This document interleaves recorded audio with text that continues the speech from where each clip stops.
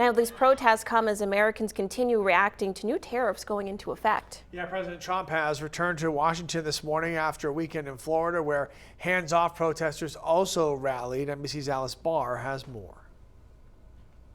This morning, markets bracing for what could be another wild week on Wall Street as investors grapple with President Trump's new tariffs. What's going to happen with the market, I can't tell you, but I can tell you our country has gotten a lot stronger. A minimum 10% tariff kicked in over the weekend against trading partners across the globe, set to rise even more on Wednesday for dozens of countries. The White House says more than 50 have now reached out about lowering trade barriers. They're dying to make a deal, but I said we're not going to have deficits with your country. The Treasury Secretary pushing back against recession fears and added anxiety for Americans who want to retire, seeing their savings plunge. I think they don't look at the day-to-day fluctuations of what's happening. Democrats reject that, slamming the president's response. People have seen their retirement savings on fire, and there he is out on the golf course.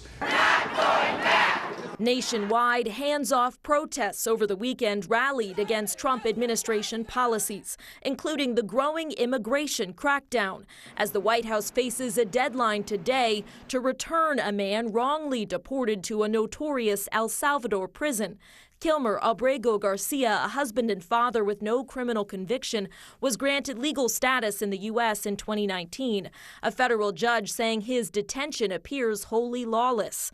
The Trump administration says he's affiliated with the MS-13 gang, though the Justice Department's own lawyer acknowledged the absence of evidence in court. Attorney General Pam Bondi now placing that lawyer on administrative leave.